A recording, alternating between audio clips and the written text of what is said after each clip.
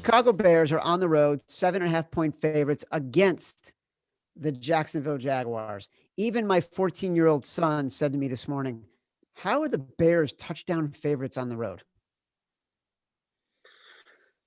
Sickening. It's sickening. That's what I'm saying. Like, these home dogs, this is what I have to do. You have to take the Jags 7.5. I know they're horrible. I mean, that game last week against the Ravens, I like the Ravens simply just because they beat up on bad teams last week. But I played the over in that game for a decent amount of money, and it was a horrible, horrible existence, really needing the Jags to get a touchdown at the end of the game. They got it. Like, this offense did get the 14 points, but like you just said, why are the Bears 7.5 favorites over anybody? They're inconsistent. Yeah, they've played really well here. They've made a switch at offensive coordinator. It's worked for them. They've had good offense last couple of weeks here, but have to take a home dog, especially one that's getting no money. Like, all the money's coming in on the Bears, and this is prime time to take the Jags. Last time of the year, we'll probably take the Jags here, but we'll take this number. Even though we'll talk about it at the end. The Bears is who I have left for Survivor, so I'm gonna be trying to play the middle here and just laying on the 7. But I like the Jags here. I am not uncomfortable at all taking the Jags at plus 7.5. I think we're getting the best of it right now. Everyone thinking the Bears are amazing after that Vikings game. Everyone writing off the Jags after that Ravens game. That is the best of the number. All of a sudden, as we continue in the Sunday afternoon early games, the Colts are favorites on the road against the Steelers. Yeah, this might be my chalkiest pick of the week, but I'm going to take the Colts. I have a lot of money on Pittsburgh Steelers futures. Like, I'm going to have to hedge it out. I think it's going to come down to this Browns game. So hopefully the Browns, they're underdogs, and I can get a good plus number on the Browns because I'm going to have to hedge. I have a big futures bet on the Steelers to win the AFC North. So this is a game where it just feels like they're going to drop it. They're playing against a great Colts defense. The Steelers defense has too many injuries that have caught up to them. And we've seen with Big Ben, he's terrified back there. He's got guys streaking downfield open, but he doesn't care. He's just looking underneath because he just wants to get the ball out quick. And we just saw a Bengals defense that's not that good dominate the Steelers. And I think maybe the gig's up. Maybe Washington showed everyone how to really stop this offense, just playing up front and letting them take the deep shots. So the public's coming on the Colts, and I'm going to ride with them here. Like, it's rare for me to go against a home dog, but I just think that Big Ben's injuries and the injuries to that defense have caught up to him finally. So I think you're getting a good number here as long as it stays under 3 with the Colts. That is really interesting. The Steelers clearly, since the injury to, was it Bud Dupree the other day? Yep. Since his injury, they haven't been the same team. And I think in the first game after that, a lot of people didn't really take that into account. And we've seen consistently, like, this team just getting worse and worse. And it's really hard for them to get pressure. Everyone is all over TJ Watt. Like, it's despite the sack record, like, it's kind of tragic. Like, you feel bad for them because their defense was so primed and they lost 2 key players to ACLs, one in the first game of the year, now this past few weeks. I'm with you on the Steelers futures. I have them with you as well, just because we talked about it on the podcast. So I'm putting the Colts down at -1.5 that we're going to put them in the contest.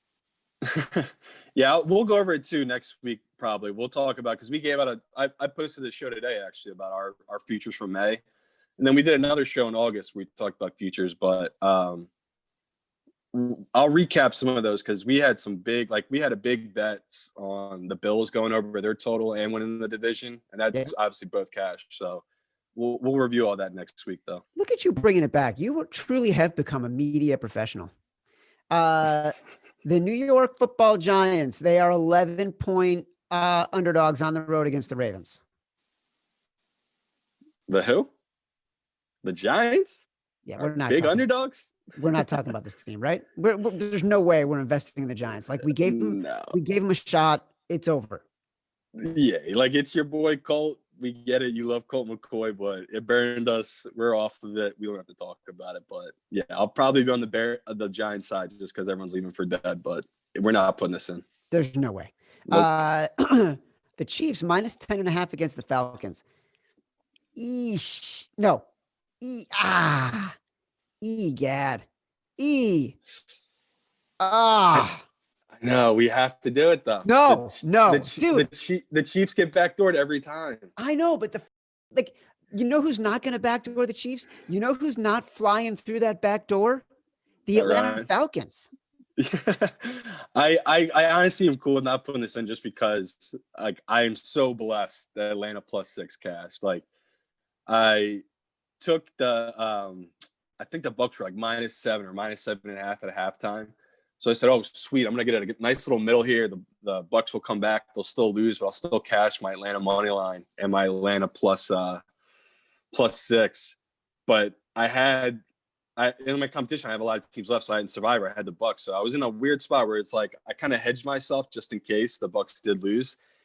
And holy heck, did Atlanta fall apart? So I'm with you. I don't even want to test fate here because Atlanta, after that loss, all those guys could just quit on the season. That could have been the one that they fold up shop there. So I will take this number because the Chiefs have been good to me. They just been letting teams backdoor them. The 3.5 for the Saints came through. The 3 pushed if you had the 3, but I'm with you. I'll just stay away from this one. I put them on the list just in case. Browns. The Browns are 10-point road favorites. The streaking Browns. The Browns cannot be beat. The Browns will go into the Meadowlands as favorites, increasing favorites, and they still cover as touchdown favorites. Has Baker Mayfield figured it out? Has Kevin Stefanski figured it out? Is that defense as good as we think? Is their offensive line just outstanding? A bunch of Pro Bowlers on that offensive line, even though there was injuries. Was that the Jets' best effort this past week against the Rams? Is now the time to take a huge double-digit favorite known as the Cleveland Browns? I refuse to take the Browns here. This is sickening, but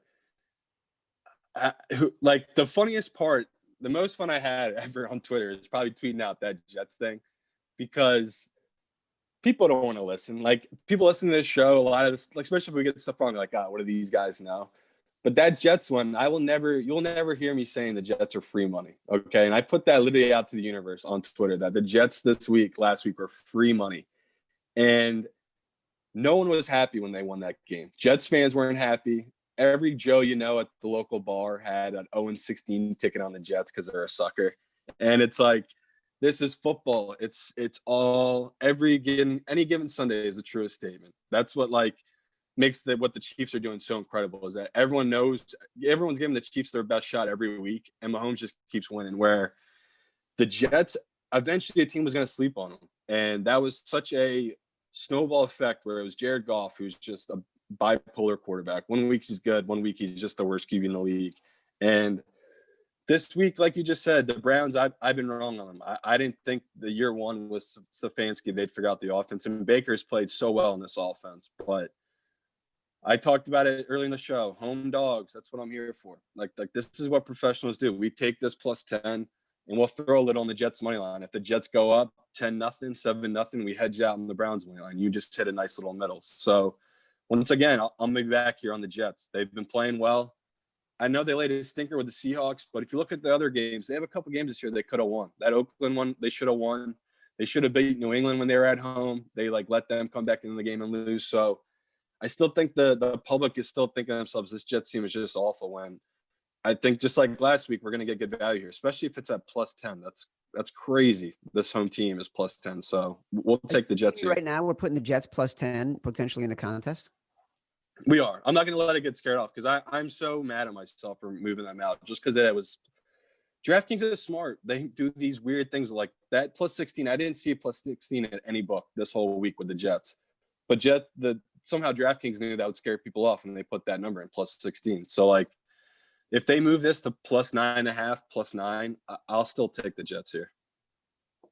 All right, we still got to get to a big balls bet. We still got a Hornets. That's it. I should have said it there. That's by far the big balls bet. Oh my God, big balls bet of the week. I can't wait till we get that one sponsored by the local urologist. No, I told you we got to get they got the men's clippers, whatever, for trimming the area downstairs. We got to get those guys to sponsor it. Manscapers. Yeah. Down. Matt Mitchell, get on that. We got a lot of games to get through. And listen, I've got a hard stop at 2:30. Very important. Okay. Got a hard stop. Okay. So we got 20 minutes to get this done. 20 minutes. Pressure. We basically just told people you don't have to listen for more than 20 minutes. Bengals, Texans, Bengals on the road, 9-point dogs to the Texans. I mean, it's going to be, we'll do it quick. We don't have to spend time on this because we're going to put it in, but I'm going to take the Bengals here, but there's no smart rationale other than the Houston should be favored more than 7 over anybody. Like we saw the Jags backdoor them. The Houston is not a good team. So I'll take all those points for the Bengals. What is your number on this? Because I feel the same way. Like I look at this, I'm like, what? That doesn't make any sense. 7.5. So I thought for sure they would hang it at 7.5 or 7, but it's interesting they have it at that high. So they're kind of tempting you there. That's why I don't want to put it in because it feels like they're sucking me in on the Bengals. You don't want to give in to temptation. Nah.